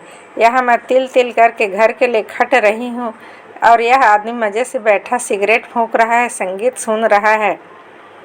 तैस में आकर मैंने रेडियो बंद किया और कहा, एक 10 का नोट दीजिए जरा। वे शायद इस व्यवधान से बहुत खुश नहीं हुए। कसैले स्वर में बोले, क्यों, ऐसी क्या ज़रूरत आ पड़ी? कौशल्या काकी अपने नाती को लेकर आई है, उसे देना है। कहारिन के नाती को 10 रुपये देगी तुम? बड़ी धन्ना सेठ हो। इसमें धन्ना सेठ होने की क्या बात है? यह तो व्यवहार है, सभी के यहाँ होता है। होता होगा, हमारे यहाँ नहीं होता। अपने बाप के घर से ला कर आई है क्या जो रुपए लुटा रही है? मैं दंग रह गई। बाप के यहाँ से 30,000 लेकर आई थी, अब 20 पैसे भी मुझे देखने को नहीं मिले। उत्तर की प्रतीक्षा किए बिना नीचे चली आई मैं। 2 का नोट बच्चे के हाथ में पकड़ाते मन भारी हो आया। क्या होते हैं आजकल, 2 रुपये में एक नारियल भी नहीं आता। उतने में 10-12 दिन तक ये मुझसे खींचे खींचे रहे। मैंने भी मनाने की कोई कोशिश नहीं की। इस व्यक्ति से अपना कोई संबंध है, यह याद करना भी मेरे लिए कष्टकारक था। फिर एक दिन दोपहर में अनायास ही मेरे पास आकर बैठ गए। बड़े सहज भाव से मेरे हाथ का किताब लेकर इन्होंने परे रख दी और बोले, कहिए आजकल आपकी ननंद रानी की के साथ कैसे छन रही है? खूब छन रही है। क्यों? मैंने अचरज से देखा। यह फ़ोटो दिखानी थी। मैंने फ़ोटो देखी, मन प्रसन्न हो गया। सुनीत के लिए ऐसे सुदर्शन वर की मैंने कामना की थी, अच्छा भी लगा। मेरी न सही, इन्हें बहन की चिंता तो है, कम से कम याद तो है। चाचा जी के बाद उत्तरदायित्व तब इन्हें ही निभाना है। सुनीत भी देर तक उस मनमोहनी छवि को निहारती रही। अब देखती ही रहोगी या कुछ कहोगी? मैंने कोचा, अब कहने को क्या है? अरे वाह, एकदम गूंगे का गुड़ हो गया। पर मेरी इस चुटकी को अनसुना करते हुए संजीदगी से कहा, इसका मतलब भैया चुनाव लड़कर ही रहेंगे? क्या बकवास है, मैंने खींच कर कहा। हर बात में राजनीति, इससे परे क्या तुम लोग सोच नहीं सकते? यह बकवास नहीं है भाभी, हकीकत है। अगले महीने उपचुनाव हो रहे हैं। इसके लिए भैया बहुत हाथ पर मार रहे हैं, पर अब तक टिकट के बारे में कोई समझौता ही नहीं हो सका। चाचा जी की सीट प्रतिष्ठा वाली सीट थी, पार्टी उसे किसी कीमत पर खोना नहीं चाहती। होगा, लेकिन चुनाव का तुमसे क्या संबंध है? मुझसे ना सही, इस श्रीमान जी से तो है। इन्हें टिकट मिलना लगभग तय हो चुका है, इसलिए मेरा चारा डालकर इन्हें फुसलाया जा रहा है। सुनकर सन्न रह गई मैं। जानती हूँ इन्हें बहुत अच्छी तरह, भैया के पुराने प्रतिद्वंदी हैं। 4 साल तक कॉलेज में दोनों की खूब ठनी रही। तुम्हारे भैया 4 साल कॉलेज में पढ़े हैं? पढ़ने लिखने का तो मैं नहीं जानती, 4 साल तक कॉलेज जरूर गए हैं। 2-2 साल आर्ट्स और साइंस दोनों के गलियारे में घूम घाम कर चले आए। और ये महाशय MSc LLB हैं। MSc में तो गोल्ड मेडलिस्ट रह चुके हैं। इस समय बार रूम और राजनीति के उभरते सितारे हैं। अगर निर्दलीय खड़े हो जाए तो भैया उनसे जीत नहीं सकते। लेकिन सुनीत, अभी तो तुमने बताया वे कॉलेज में तुम्हारे भैया के कट्टर प्रतिद्वंदी रह चुके हैं। अब तुम्हारे लिए उन्हीं की चौखट पर जाएंगे, उनके पैर पूजेंगे। यह बात तो गले नहीं उतरती, उतरेगी भी नहीं, क्योंकि यह राजनीति है और राजनीति आपकी समझ से परे है। राजनीति का पहला पाठ है, अपने विरोधियों को गले लगाओ। क्यों? इससे अहंकार का नाश होता है और आत्मा शुद्ध हो जाती है। इसीलिए इसका घोष वाक्य है, अपने प्रतिद्वंदी की ओर दोस्ती का हाथ बढ़ाओ, उसे गले लगाओ। इससे काम न बने तो पैर पकड़ो। एक बार सिद्ध हो जाने पर फिर भले ही अंगूठा दिखा दो। बस कीजिए पंडित जी महाराज, अपना प्रवचन, हमें नहीं सीखनी है आपकी राजनीति। हम तो इतना जानते हैं कि आपके भैया ने आपके लिए जो वर चुना हुआ लाखों में एक है। ऐसे सर्वगुण संपन्न लड़के आजकल मिलते कहाँ हैं? हाँ, सो तो है, उसने सपाट स्वर में कहा। फिर आलथी पालथी मारकर प्रार्थना की मुद्रा में बैठ गई और गाने लगी। महादेव अवगुण भवन विघ्नु सकल गुणधाम, जही कर मनोरम जही सनी तेहि सन काम। बोल सियावर रामचंद्र की जय। अब यह फोटो एकदम अप्रासंगिक लग उठा था। बहुत डर रही थी कि पूछेंगे तो क्या उत्तर दूंगी, पर इतने व्यस्त रहे कुछ कहने सुनने का समय ही ना मिला। फोटो भी मेरे पास ही रखा रह गया था। मैंने जानबूझकर लौटाया नहीं। अच्छा ही था जो प्रसंग अपने आप दब गया। मैंने दोबारा उठाने की चेष्टा नहीं की। घर पर उन दिनों गहमा गहमी थी। पंडितों की ज्योतिषियों की बैठक लगा रहती थी। कुंडलियां परखी जा रही थी। मुहूर्त निकाले जा रहे थे। माँ बेटे दोनों दिन भर हाथ बांधे सेवा में तत्पर खड़े रहते। मेरा भी सारा दिन रसोई में ही बीतता। किसी के लिए दूध गर्म हो रहा है, किसी के लिए चाय बन रही है, कोई फलाहार करेगा। मेरी समझ में तो सारी चुनाव की पूर्व की तैयारी थी। फिर अचानक मुझे उन लोगों की बातचीत में फलदान, वरीक्षा, मिथुन लग्न जैसे पारिभाषिक शब्द भी सुनाई देने लगे। मेरा माथा ठनका। उस दिन बाजार से बड़े बड़े थाल आए थे तो गोविंदी ने ही मुझे बताया कि 19 तारीख को वरीक्षा चढ़ रही है। उन दिनों इनके दर्शन दुर्लभ हो रहे थे, फिर भी किसी तरह इन्हें अकेले में घेर कर मैंने पूछ लिया, सुनीत की शादी तय हो गई? हाँ। मुझे बताया भी नहीं? क्यों? तुमसे पूछ कर ही तय करनी थी क्या? नहीं, लेकिन घर की बात मुझे नौकर चाकरों से पता चले यह तो ठीक नहीं। हमें तो उतनी अकल नहीं आई, अब तुम पूछ लेना। उनके स्वर में व्यंग था, उपहास था। टोह लेने के लिए मैंने पुकारा, बधाई हो गौरा पार्वती जी। किस बात की? उसने लिखना जारी रखते पूछा। आपकी शादी के बाजे बजने ही वाले हैं। हूँ, यह तो पुरानी बात हुई। मैंने सोचा कुछ नई खबर हो गई। मैं देखती रह गई, क्या इस लड़की के मन में। उस दिन मैंने पूछा, हमें बतलाओगी नहीं? कौन है तुम्हारे भोलेनाथ? तब तो बड़ी अदा से बोली थी, तुम्हें ना बताएंगे। सखी तो किसे बताएंगे? तुम ही तो हमें इस कारागार से मुक्ति दिलाओगी। अब कितने निर्लिप्त भाव से कह रही है, यह तो पुरानी बात हुई। बैठो ना भाभी। ना बाबा, बैठने की फुर्सत किसे है? मैं तो बस बधाई देने चली आई। नाराज हो? कौन, मैं? अरे नहीं, नाराज वराज क्यों होने लगी? बस थोड़ा सा दुख हो रहा था, सो भी तुम्हारे भोलेनाथ के लिए। और मेरे लिए? सिर्फ हंस दी, कहा कुछ नहीं। भाभी, तुमने इतिहास पढ़ा है? बीए का विषय था मेरा। तो तुमने यह भी जरूर पढ़ा होगा कि पुराने राजा लोग लड़ाइयाँ तो खुद लड़ते थे, पर जब संधि करने की नौबत आती तो अपनी कन्याओं को संधि पत्र का मसौदा बना लेते थे। हम लोग भी तो किसी राजकन्या से कम नहीं। जब उन लोगों जैसा सुख ऐश्वर्य भोगा तब हिसाब भी भोगना होगा। मैं चुप थी। जानती हो भाभी, अम्मा इस चुनाव में अपना सब कुछ दांव पर लगा रही है। तुम भी तो लगा रही हो। मेरे हिस्से का त्याग मुझे भी करना ही था।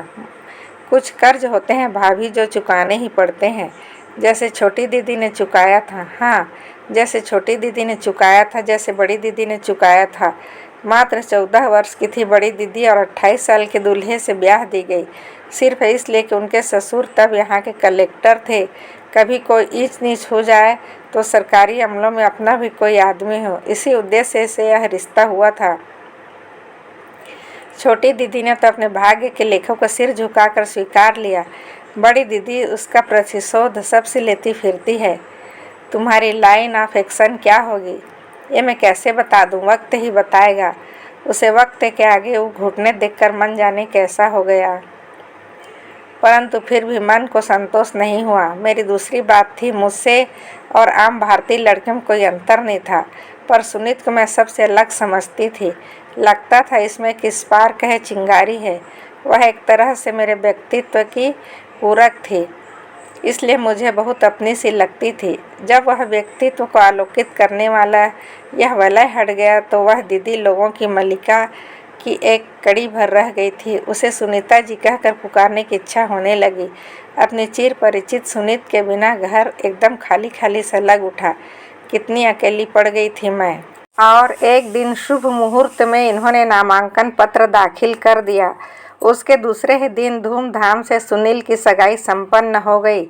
चाचा जी की मृत्यु के बाद घर में एक ठहराव सा आ गया था। वह एकदम चहल पहल से भर उठा।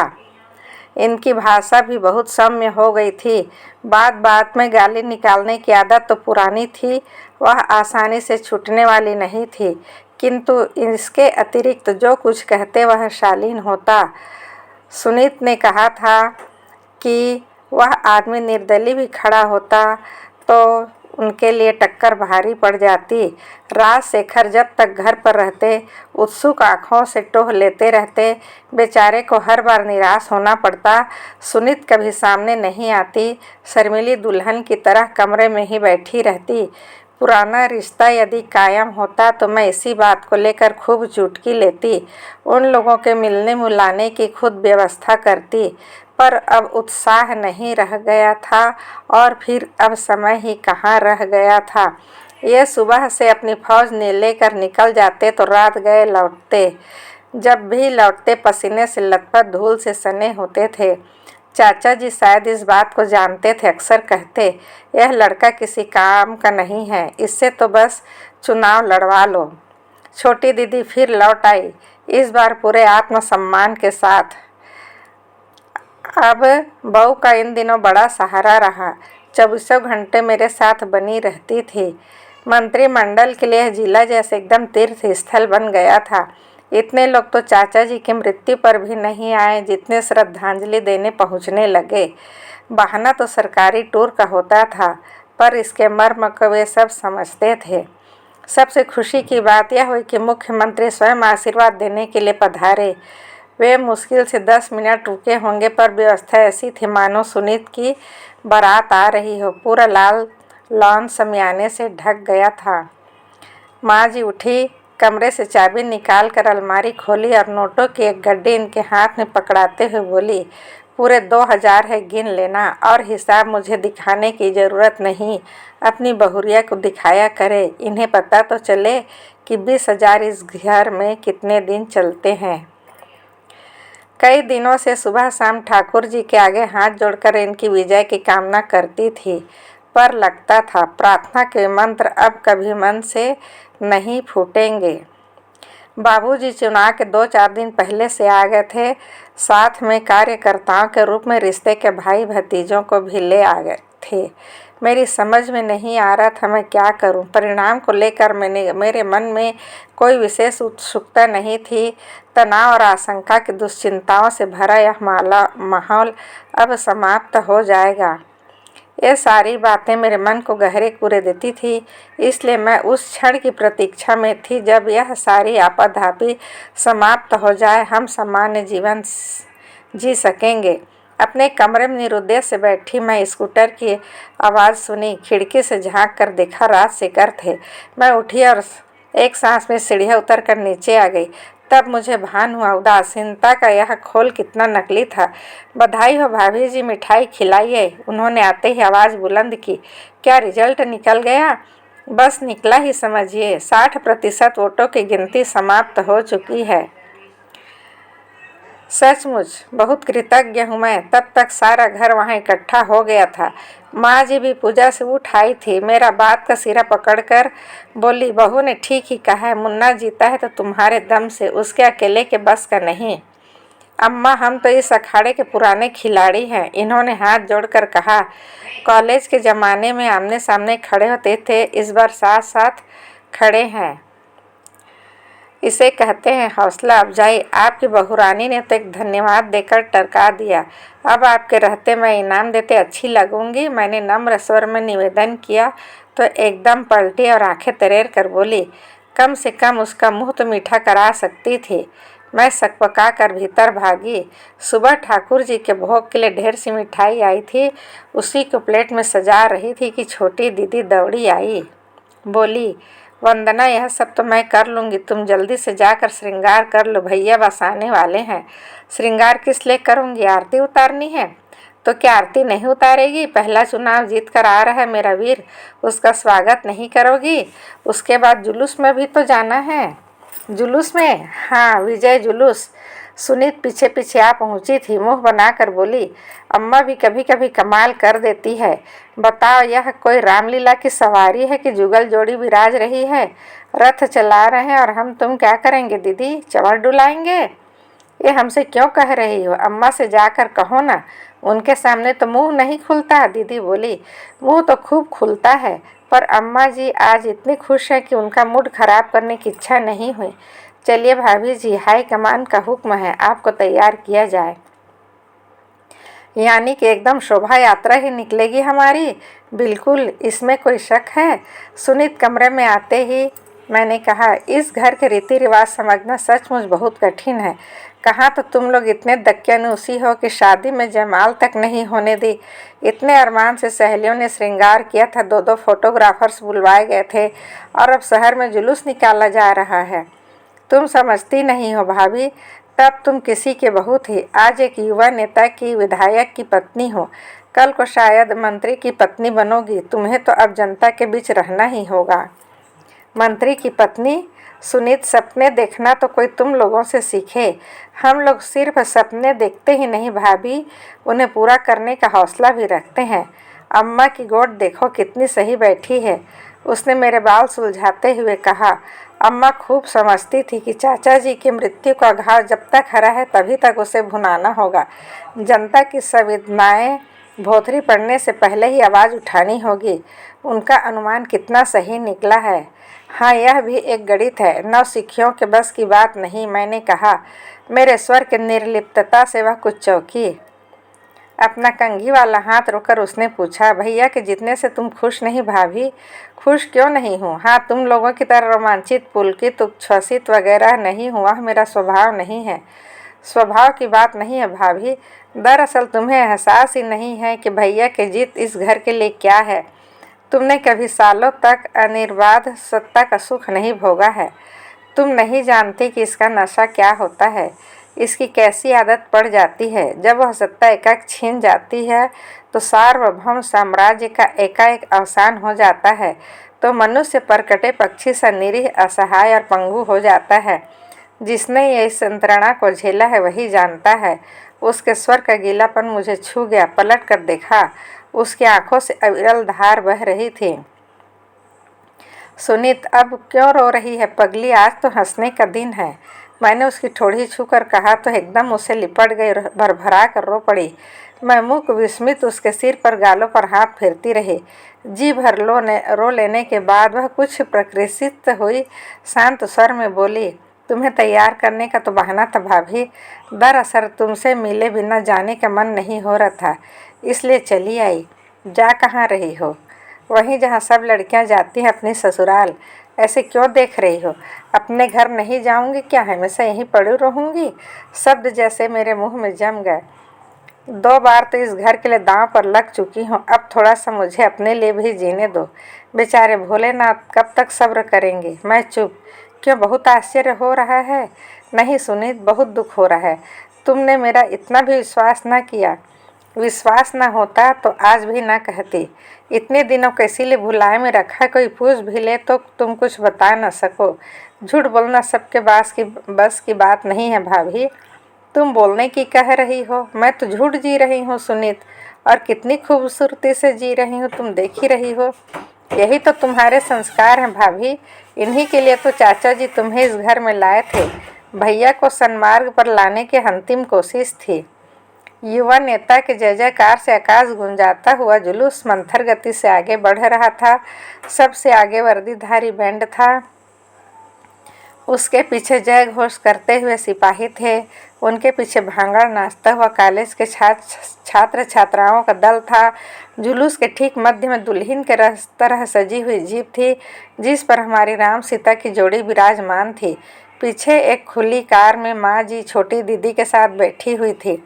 यह विजय जुलूस दरअसल माँ जी का ही था, विजय उनकी हुई थी, हमारा तो सिर्फ जुलूस निकल रहा था। पिछले 6 महीनों में जिन लोगों ने माँ जी की अवज्ञा की थी, आज जय घोष सुनकर उनके दिल दहल गए होंगे। माँ जी की कार के पीछे भीड़ का एक ऐसा रेला था, बेशुमार लोग थे, आगे पीछे अगल बगल, नीचे दुकानों में, ऊपर छज्जे पर लोग ही लोग थे। पर इस विशाल जन समुद्र से बेखबर मेरी आंखें सुर्ख लाल साड़ी में लिपटी उस मनमोहनी आकृति पर ही टिकी थी। अर्जुन की तरह मैं केवल उन हंसमुख चेहरे को ही देख रही थी। भीड़ को मछली की तरह चीरती हुई वह कभी नाचने वालों के गोल में पहुंचकर थोड़ा सा थिरक लेती, कभी उन पर पैसे वार कर बैंड मास्टर को पकड़ा देती, कभी हिरनी की सी चपलता से जीप पर चढ़ आती और मुट्ठी भर गुलाल या अंजूरी भर फूल हम पर बरसा देती। खुशी से दमकता उसका चेहरा देखकर प्यार भी आ रहा था, ईर्ष्या भी हो रही थी। उसकी खुशी का राज मुझ तक ही सीमित था। फिर भी मन आशंका में डूबने उतराने लगा। जीत के यह जश्न रात भर चलेगा, सुनीत ने कहा था, इसीलिए तो मैंने यह मुहूर्त चुना है। इन लोगों की खुमारी टूटेगी तब तक मैं बहुत दूर पहुंच जाऊंगी। राजशेखर जी की ही चिंता है, प्रतिशोध में कहीं। लेकिन मुझे राजशेखर की जरा भी चिंता नहीं है। पिछले दिनों में उन्हें जितना जाना उससे कह सकती हूँ कि वे सुनीत की मजबूरियों को समझेंगे। कम से कम बहन के अपराध का दंड भाई को ना देंगे। मेरी बगल में बैठा हुआ यह आदमी क्रोध के क्षणों में क्या आदमी रह पाता है? क्या इसके पास हृदय नाम की कोई चीज़ है? क्या यह सुनीत को क्षमा कर सकेगा? आशंका से मेरा मन सिहर उठा। सुनीत ने मुझे आश्वस्त किया, भाभी, भैया मेरा अनिष्ट कभी नहीं करेंगे। इतने समझदार तो वे हैं, जानते हैं कि मेरा मुंह अगर खुल गया तो उनके लिए बहुत बुरा होगा। फिर भी क्या इस बात पर निश्चिंत हुआ जा सकता है? एक मुट्ठी भर गुलाल फिर से हम लोगों पर उछाल कर वह भीड़ में खो गई थी। इस बार उसकी आंखों में एक निराली चमक थी। कहीं यह विदा का संकेत तो नहीं? बैंड पर इस समय पल्लों लटके बज रहे थे। लड़के लड़कियां भांगड़ा छोड़कर घूमर नाचने लगे थे। मैंने बड़े यत्न से अपनी आंखों को नृत्य पर टिकाए रखा था, लेकिन मन उचक उचक कर पीछे भीड़ में किसी को खोज रहा था। शुभास्तु ते पंथानः, सुनीत जहाँ रहो सुखी रखो। वहीं से मुझे आशीस्ती रहना कि मेरी यह शोभा यात्रा शुभ यात्रा बने। आमीन। अलविदा दोस्तों, अगली कहानी में फिर मिलते हैं।